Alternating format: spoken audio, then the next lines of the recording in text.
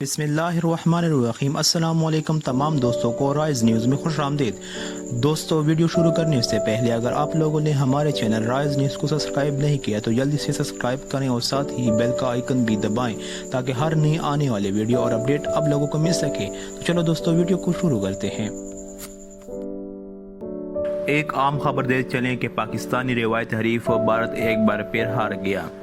Asian under 23 والی بال champion شپ کے semi final میں پاکستان ٹیم کو بھارت سے مات ہو گئی۔ تفصیلات کے مطابق پاکستان کو تیسری ایشین انڈر 23 والی بال چیمپئن شپ کے سیمی فائنل میں بھارت کے ہاتھوں 3-1 سے ناکامی کا سامنا ہوا۔